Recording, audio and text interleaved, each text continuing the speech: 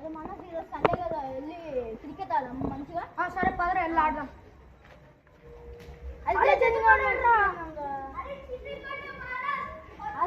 మాటల్లోనే వచ్చేసావు కదా.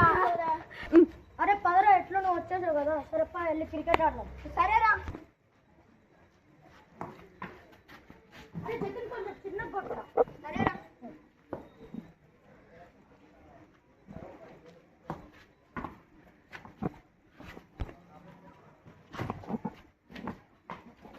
అరే కొంచెం గట్టికి కొట్టొద్దురా. ఓకే.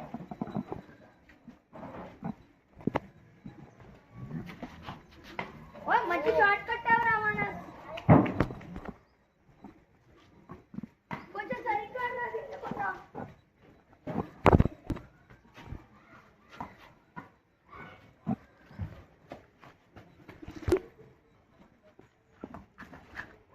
అరే నాకు కొంచెం దాహం వేస్తుందిరా. మా మమ్మీ ఇచ్చిన జ్యూస్ తాగుదాం అందరం కలిసి. సరేరా. నువ్వు కూడా కొంచెం తాగు.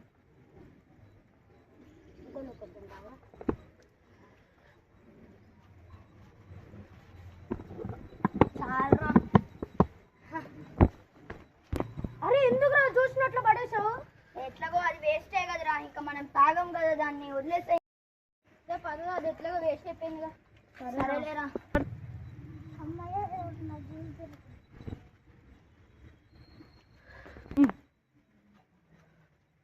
అరే రే అది మేము వేస్ట్ చేసింది. నువ్వు తాగకూడదు. కావాలంటే నీకు కొత్తది కొనిస్తాం. అరే వీడికేంట్రా కొనిచ్చేది. అరే జతిన్ కొంచెం తిండి లేని వాడు కదరా. మనం అట్లా చేయకూడదురా. సరేరా నేను షాప్కి వెళ్ళి జ్యూస్ కొనుక్కొని వస్తా.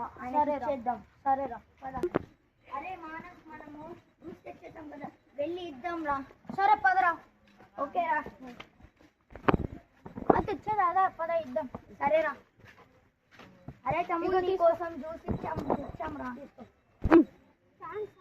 అరే మనం తిరిగి కొన్ని డబ్బులు ఇద్దాం రా. సరేరా నెలకు సరిపోయే వరకు ఇద్దాం రా. సరేరా. ఇదిగో తమ్ముడు తీసుకో.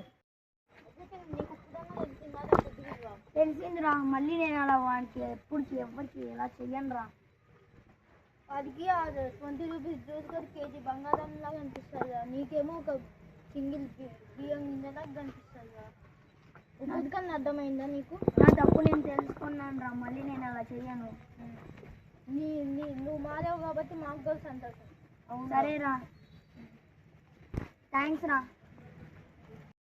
అరే నువ్వేం చెప్తావు అంటే, అరే జతిన్ తను ఇంగ్లీష్ అంటే కదరా, అందుకని మనం అలా చేయకూడదు అని చెప్పాలి. నువ్వు ఉండి ఏం చెప్తావు అంటే, ఉండరా నేనేమంటావు అంటే, సరేనా నాకు ఇప్పుడు అర్థమైంది అని చెప్తావు. ఓకేనా? Okay short ready. అరే మీరంతా పేదవాళ్ళు. ఏంట్రా అది? జతిన్ అరే ఇందులో